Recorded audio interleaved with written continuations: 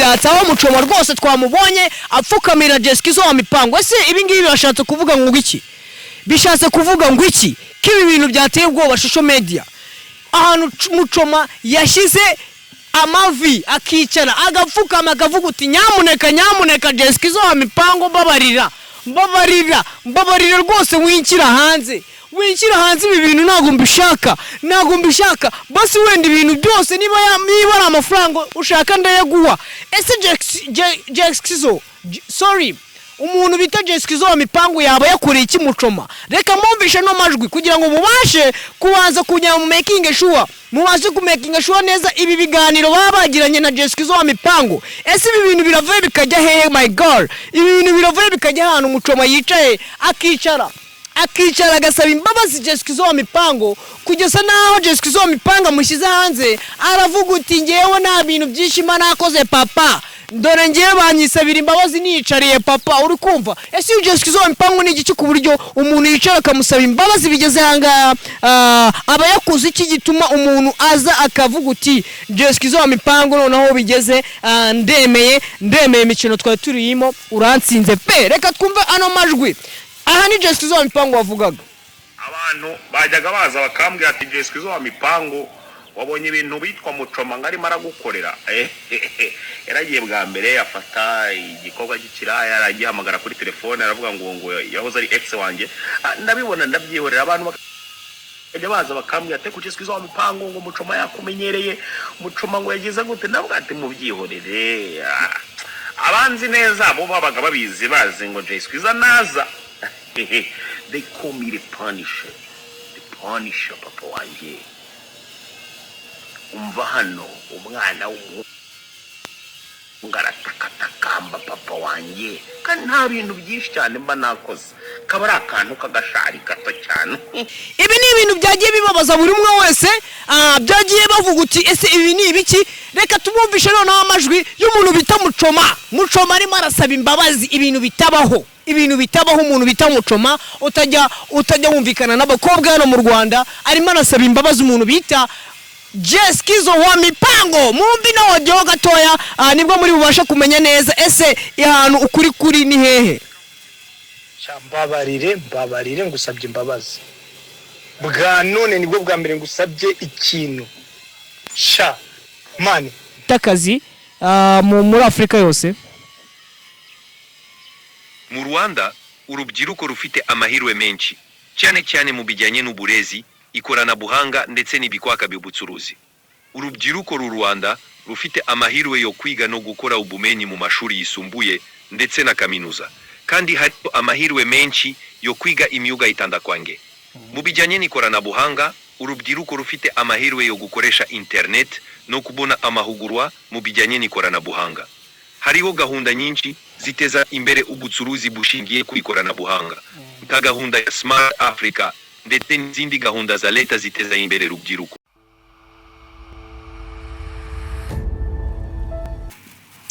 Wowe dukurikiye kuri Benita TV turagusuhuza cyane. Muri kuganira n'umuntu bita Lobo. Gukurikiye Benita TV show right now none hangaha turagushimira cyane aho uri hose. Imana ikomeze ibane nawe. Uri kumwe na Lobo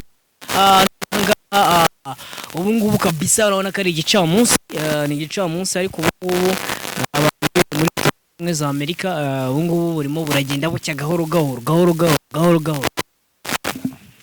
Ubu ngubu nje gutatura kabisa, waranje gutatura ibintu bishyire hanze, bimwe simbishyire hanze kuko buri amafite ubushobozi bwo kwita nkushyira hanze icyo waba uri cyo cyose papa. Datangira mbiyeskizaho kuko maze muri no minsi ndi kuba isa yandi atomoye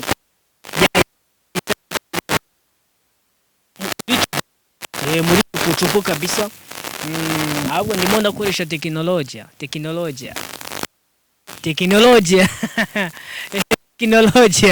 uyu mutwe wanjye harimo teknolojia ubwo ni gukoresha ya makuru ari murandasi ariko noneho uyu munsi nabazaniye akantu kabisa ndashaka kuzajya mbibarize chat GPT. Ubu tugiye kubaza chat GPT noneho tuyibaze. Tugiye kuyibaza muri Afrika. Ese muri Afrika urubyiruko ruri muri Afrika rudafite akazi rungana gute? Ibi nibyo ngiye kubaza chat GPT. Wakurikiye rero Benita TV show. Ubu ngubu ngiye kubaza chat GPT ikorera ku mbuga nkoranyambaga zigiye zitandukanye. Uri kumva ku mbuga nkoranyambaga zigiye zitandukanye kugira ngo njye mbasha kugira ngo tumenye neza ese ino chat GPT izi neza ukuntu hari abantu baba barabuze akazi b'urubyiruko muri Afrika. Noneho tukorigereranyisha tubare ese hanze ya Afrika. Ubwo ndi kuvuga muri Amerika, mu Burayi, muri Aziya hose urubyiruko rufite akazi ruri kuri kangahe kwijana. Ibi nibyo tugiye kuganiza chat GPT kugira ngo tubashe kumenya ese urubyiruko rudafite akazi muri Afrika yose. Twongere tugaruke no muri Aziya cyangwa se muri Amerika. So ibi nibyo tugiye kubaza chat GPT nonanga turimo turayihamagara guys. Cunga gato tubaze chat GPT kugira ngo twumve ese urubyiruko rudafite akazi mu Rwanda cyangwa se muri Afrika hose rungana gute. Mwiriwe neza? Yego, mu Rwanda hari abahanzi benshi bakora umuziki wa Kinyarwanda. Nteze no muri Afrika hose. Mwiriwe neza. Muri twihanganira kuko chat GPT turimo turakoresha none ahangaha yarimo iratubwira ibindi byayo ngo abahanzi bo mu Rwanda, kandi ngenda ngo nshaka kubaza abahanzi bo mu Rwanda guys. Ngenda nshaka kubaza chat GPT ese urubyiruko dufite mu Rwanda rudafite akazi rungana gute? Katuyibaze. Mwiriwe neza. Ndakumva neza. Ushaka kumenya ibintu urubyiruko dufite muri Afrika rudafite akazi rungana gute? Ese ni kangahe kwijana muri Afrika urubyiruko ruri muri Afrika rudafite akazi rungana gute? Nibize ko ushaka kumenya binchi ku muziki wa Afrika. No, oya, urubyiruko rudafite akazi muri Afrika rungana gute? Ndumva ushaka kumenya uko umuziki wa Afrika uteye. No, urubyiruko abajeni, urubyiruko rwo muri Afrika, rufite akazi rungana gute? Urudafite akazi rungana gute muri Afrika? Ndumva ushaka kumenya uburi umuziki wa Afrika uteye. Ariko se mari we bakwupdatinze gute wowe? Ndi kukubaza. Guys, muratwihanganira kuko ubu ngubu ibintu chat GPT irimo iratubwira bitandukanye n'ibyo turimo turayibaza, ariko turacyayibaza guys. Mwe mwitotso gatoya, turakomeza dukurikirana amakuru yacu kugira ngo tujye tumenya ukuraho kuri. Ubu ngubu tugiye guhamagara chat GPT, turacyayihamagara ariko ari gihe mukanya ishobora kwita tubwira ibintu by'ibyongereza. Hello. Nibiza. Umuziki wa Afrika urimo benshi atandukanye. Mwiriwe neza, ndashaka kukubaza amakuru agiye atandukanye. Ongera umbire. Urashaka kumenya amakuru ajyanye niki? Wavuze ko bahanzi b'Amanyarwanda. Ndashaka kukubaza amakuru avuga urubyiruko rwo muri Afrika. Ndumva ushaka kumenya amakuru ajyanye na buryo abantu bo mu bihugu bitandukanye muri Afrika babayeho. Yego.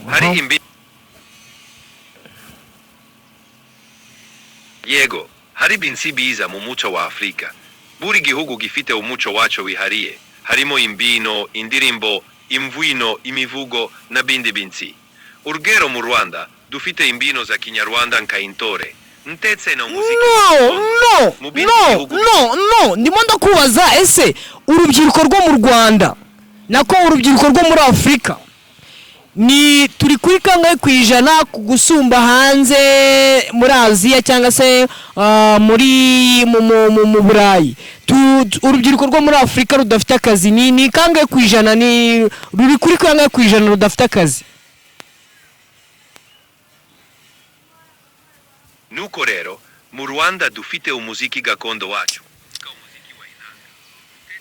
Guys, iyi robo ndi kumva barayapudetinze nabi kabisa, urabona kuntu ibirimo iranzunguza, ariko biraza gukunda ndacyarimo ndayibaza, ariko biraza gukunda. Urumva ukuntu ibirimo irancabiranya, ariko ndaza nanjye kwicabiranya. Nyibwira uti se bimeze bite, kiri gute? Nibaze neza nono, tubanze twumve uti se ese bimeze bite ko uri murambwira ibintu bitandukanye n'ibyo ndimo ndakubwira.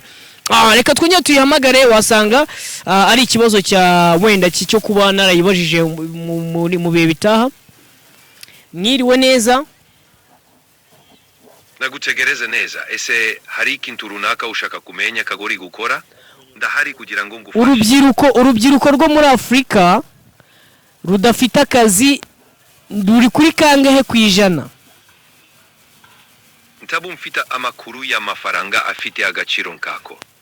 Ariko urashobora kureba ku rubuga rw'ibiciro Kagori se ukagana umucuruzi. Ndashaka kukubaza urubyiruko rwo muri Afrika. Buke. Urubyiruko ru muri Afrika ruri mu binsi bitandukanye bitewe n'igihugu na karere. Urugero mu bihugu bimwe na bimwe nka Afrika ya Pofo, Nigeria, Kagori, Ghana, urubyiruko rukunze kugira imiko itandukanye. Harimo n'imyidagaduro, umuziki, imikino ndetse n'ikoranabuhanga. Buri gihugu gifite umwihariko wacyo mu bijyanye n'urubyiruko. Waba ufite igihugu runaka wifuza kumenya binsi ku bijyanye n'urubyiruko rwaho? Ndashaka kumenya urubyiruko rwo muri Afrika, ese urubyiruko rwo muri Afrika rudafite akazi ruri kuri kangahe kwijana? Ese urubyiruko rufite akazi ruri kuri kangahe kwijana muri Afrika yose? Urubyiruko ru muri Afrika rufite amahirwe atandukanye bitewe n'igihugu. Mu bihugu bimwe urubyiruko rufite amahirwe menshi mu bijyanye n'uburezi, ikoranabuhanga ndetse n'ibindi bikwaka biterambere. Ariko hari n'ibibazo bimwe na bimwe urubyiruko ruhura nabyo, nkabushomeri, uburezi butaragera hose ndetse n'ibindi bibazo bimibereho. Urubyiruko rufuza kugira uruhare mu iterambere ry'igihugu cyabo, kandi hariho amahirwe menshi yo kwiga no gukora ubumenyi mu nzego zitandukanye. Niba hari igihugu runaka wifuza kumenya binsi ko amahirwe urubyiruko rufite, ndahari kugira ngo ngufashe. U Rwanda ruri mu bihugu bingahe muri Afrika rufite urubyiruko rufite urubyiruko rudafite akazi muri Afrika yose? Mu Rwanda urubyiruko rufite amahirwe menshi, cyane mu bijyanye n'uburezi, ikoranabuhanga ndetse n'ibikwaka by'ubucuruzi. Urubyiruko ru Rwanda rufite amahirwe yo kwiga no gukora ubumenyi mu mashuri yisumbuye ndetse na kaminuza, kandi hari amahirwe menshi yo kwiga imyuga itandukanye.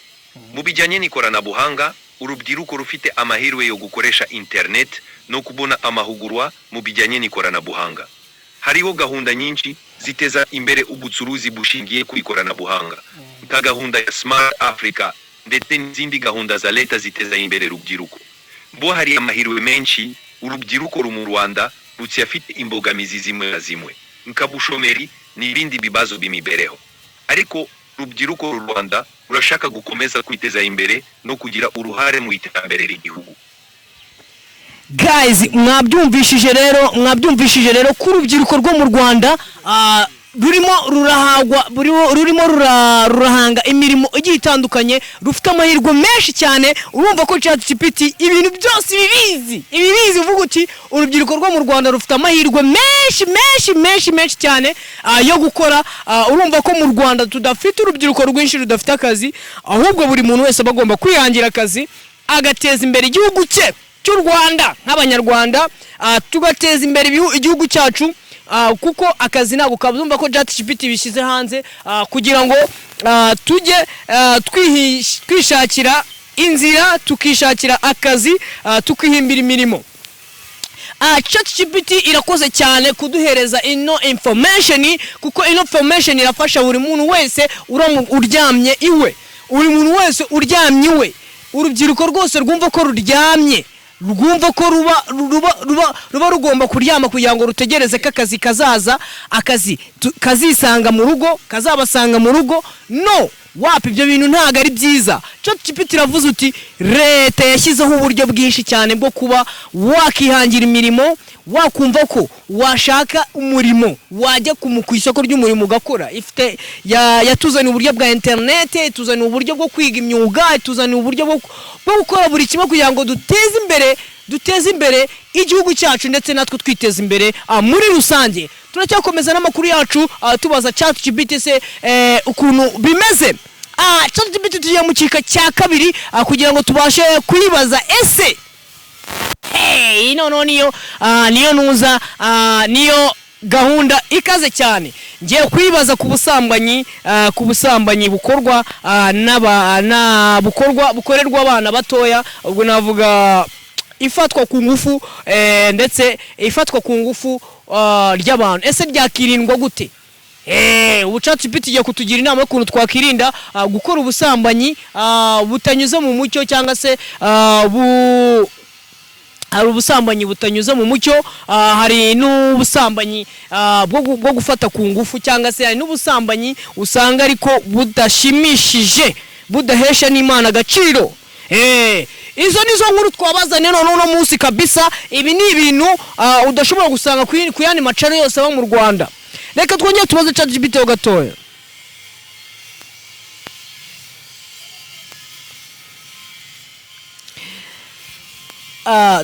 Twagira ngo tukubaze. Natse kibazo. Nshobora kugufasha kubaza kagore kuganira ku bindi bise. Twagira ngo tukubaze ese twakirinda gute ubusambanyi, twakirinda gute inda zitateguwe, watugira inama? Ntabonziye neza icyo ushaka kuvuga. Ese urifuza kuganira ku bijyanye n'ubusambanyi? Kagore indi ingingo? Yego, yego. Niba hari ikindi wifuza kuganiraho, Kagore ubundi bufasha, ndahari kugira ngo ufashe. Ndashaka kukubwira, ndifuza ko wambwira ku kibazo cy'ubusambanyi, utubwire ese twabyirinda gute ibibazo by'ubusambanyi, ese twabyirinda gute, ese ni iki cyadufasha kugira ngo ntituzabigemo, ntibizatwokame, ese ni iki watugiraho inama ku kibazo cy'ubusambanyi? Niba ufite ibibazo bijyanye n'ubusambanyi, Kagore se ushaka kuganira kuri izo ngingo, ni biza kugisha inama abaganga Kagore abajyanama b'ubuzima. Ni biza kandi kubaha no kwirinda, ntacyo gasangira amakuru y'ingenzi ku buzima n'abantu wizirana. Niba hari ibindi ushaka, wowe niye nama watugira? Niba ufite ibibazo bijyanye n'ubuzima Kagore ubusambanyi, ni biza kubaza abaganga Kagore abajyanama b'ubuzima kugira ngo bagufashe. Wowe na nama watugira se? Niba ufite ibibazo bijyanye n'ubuzima, ni biza kugisha inama abaganga Kagore abajyanama b'ubuzima. Ibiyo ni ingenzi kugira ngo ubone ubufasha bukwiye. Niba hari ikindi kintu ushaka kuganiraho, Kagore ufite kibazo, ndahari kugira ngo ufashe. Ni gute twakirinda inda zitateganyijwe? Niba hari ikibazo Kagore ukeneye kuganira ku bindi bise, ndahari kugira ngo gufashe. Ndashaka kuntu twakirinda inda zitateganyijwe. Nasaba imbabazi niba hari ikintu kitumvikanye neza. Ndahari kugira ngo gufashe mu buryo bose ushaka. Ushaka ko tuganira kuki? Ku busambanyi. Niba ufite ibibazo bijyanye n'ubuzima, Kagore ushaka kuganira kuri izo ngingo, ni biza kubaza abaganga Kagore abajyanama b'ubuzima kugira ngo bagufashe. Birakenewe kugira amakuru yizewe kandi wubahiriza. Niba hari ikindi kintu ushaka kumenya Kagore kuganiraho, ndahari kugira ngo gufashe. Okay, guys, murumva ko kabisa ChatGPT irimo iratubwira uti niba wiuzi ko wazonzwe n'ibibazo by'ubusambanyi, niba uzi ko wazonzwe n'ibibazo by'ubusambanyi, wagerageza ukegera abaganga bakakugira inama y'ukuntu ubwo busambanyi bwanyu mwazabuvamo. hari abahungu bahita bandeba nabi bakavuga utari koze uyu muhungu yarasaze. Hari abahungu birirwa bajya mu bintu bamwe na bamwe ariko ugasanga hatahiye nta kundi kuntu nyine byagenda. Hatahiye nta kundi kuntu byagenda. Nyamara wowe wakirinda ukarinda mugenzi wawe ukarinda ndetse n'inshuti yawe. Okay, tugikomeza n'amakuru yacu ChatGPT tugira inama yuko twajya kubaganga bakaduhereza amakuru yizewe. Urumva ChatGPT yo ntago yakubwira amakuru yizewe. Amakuru yizewe yakura kwa muganga. Kwa muganga kabisa ara kuri centre de santé niho bibera. Ikindi kintu nahita noneho mbabwira kuri ChatGPT ubu ngubu ngiye kwibaza. Ariko no mana yanjye ngiye kwibaza ese kunywa itabi kunywa urumogi sorry ibintu by'ibitabi bya bindi bidafite ikinya na rugero ese umuntu kunywa itabi ni byiza? Ubu nibyo ngiye kubaza ChatGPT.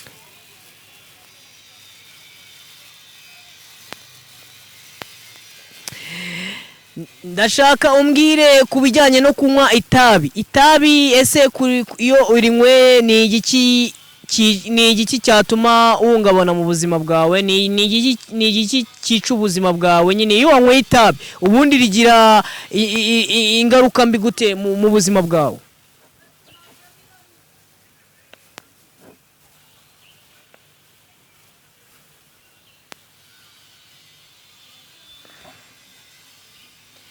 Ndagira ngo nkubaze kunywa itabi ese ni igiki cyatuma ni itabi rigira izihe ngaruka mu mubiri wawe mbi mu mubiri wawe? Ni ikihe kintu cyatuma utanywa itabi? Mumbabarira niba hari ikintu kitumvikanye neza. Niba ushaka kuganira ku bindi ndahari kuginde gufashe. Wambwira icyo wifuza? Ibintu bijyanye no kunywa itabi ni ingaruka mbi ziba mu buzima bwawe no kunywa itabi ni izihe? I'm sorry, but you've hit the daily limit for advice. Guys, twatesheje umutwe urumva ChatGPT itangiye kuvuga bya byongereza byayo. Apo twatesheje umutwe twawashije kabisa. Ariko ndacyakomeza kugira ngo tubashe kugira ngo turebe se ChatGPT yadufasha mu buryo buri international kuko ibizi ibintu byinshi ibifite amabanga menshi bayibitsemo kuko ni roboblo. Ni robiriya tuba tuvugana tujya ngo umuntu tuba tuvugana utagira ngo ni wa muntu ntago ari umuntu ni mugenzi wanjye robo rwose ni robo wa bene niyo tuba tuvugana rwose iba ni robo tuba twivuganira. Ariko wowe unywa itabi nakugira inama ryo kurivaho bitewe n'impanuro leta RBC ibasha kutugezaho nuko itabi ritagwa neza abantu. Itabi ryica ibihaha. Itabi rituma udatekereza neza. Rishobora kukwicira n'ubwonko by the way. Ritera na kanseri ku bantu bamwe na bamwe. Tukimena umuceri rero twagarutse ku nkuru Skizzo wa Mipango n'umuntu bita Muchoma ibintu byatse byagurumanye ku mashusho media ibintu byatse aho Muchoma rwose twamubonye apfukamira Skizzo wa Mipango. Ese ibi ngibi bashatse kuvuga ngo iki?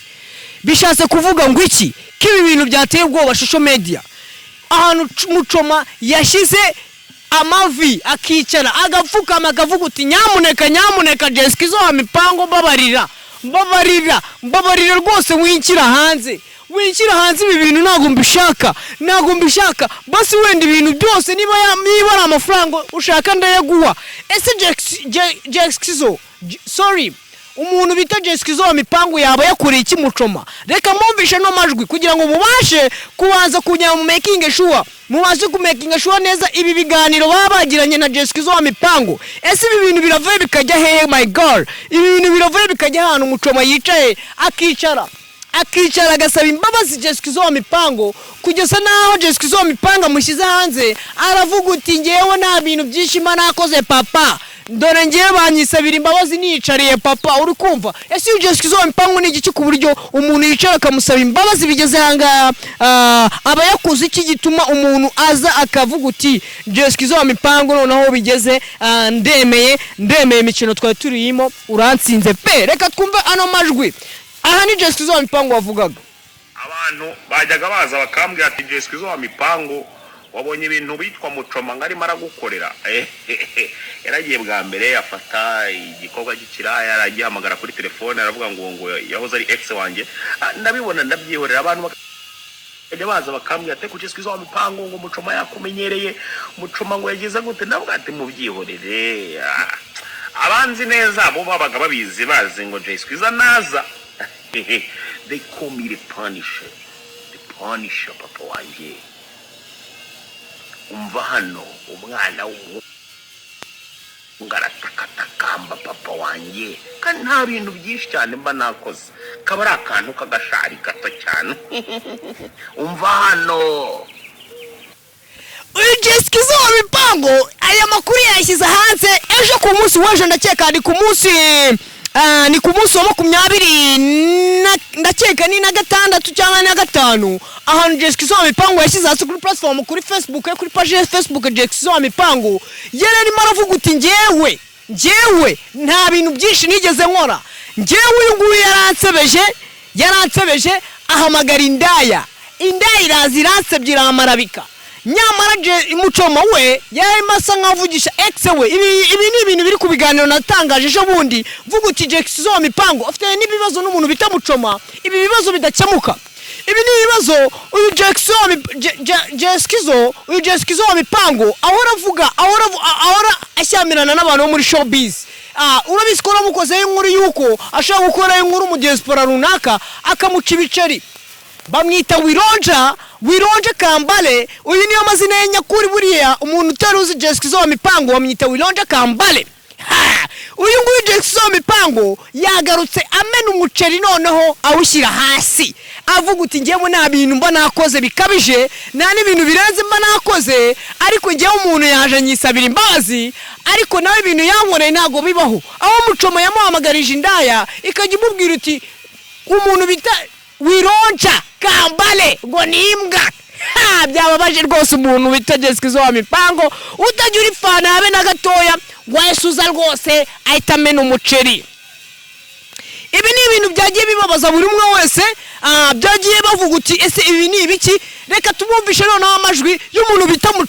mucoma arimo arasaba imbabazi ibintu bitabaho umuntu bita mucoma utajya wumvikana n'abakobwa hano mu Rwanda arimo arasaba imbabazi umuntu bita Jay Skizzo wa Mipango mumbi no wajyo gatoya nibwo muri bubasha kumenya neza ese ahantu ukuri ni hehe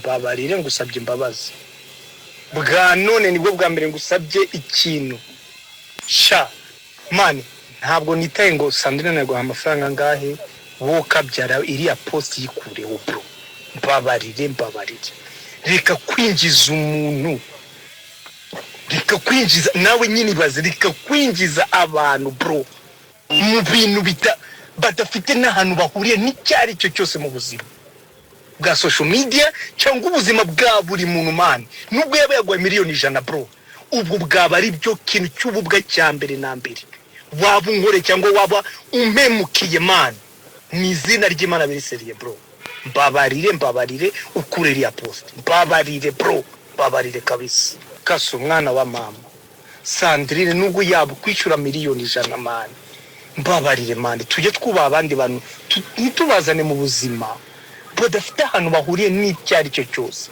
niba Sandrine afite ikibazo nanjye narwane na diringe nanjye ariko reka tukwihangare twubaha abandi bantu mu buzima bwabo badafite ahantu bahuriye n'ibindi byari byo byose bro ntabwo wa posting umuntu utazi aho biva naho bigana utaba muri social media ngo mupfe kumupostinga gutyo mani ku nyungu za Sandrine bro sibyo bino ni ibintu bibi binahanishwa manura nabizi bro naga ari ibintu byiza kabisa bro niba afite ikibazo mu posting njyewe ntaribi ariko mani mu posting mani umuntu from nowhere bro mani nundi wari wese ukabyara uri involve mu muryango wanjye mani mu mwubahe kabisa bro Sandrine ntabwo ukoresha amafuti mwana wa mama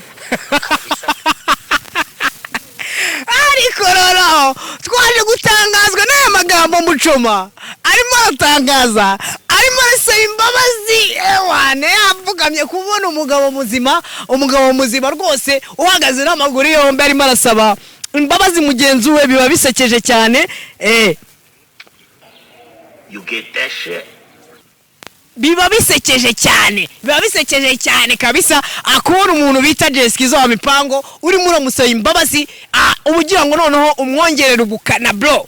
Ibi ni ibintu byababaje abantu benshi natwe turimo tuvuga uti ese uyu muntu urimo urasaba imbabazi Jeskizo wa Mipango. Jeskizo wa Mipango ese yagukoreye ibiki? Ese ni igiki yagukoreye n'uwo muntu yazanye wawe mu muryango? Ese uyu muntu wo mu muryango ni igiki cyawe ashobora kuba ari ikintu kirenze cyane udashaka ko ajya kuri ku mbuga nkoranyambaga cyangwa se udashaka ko azana umuntu wawe mu muryango?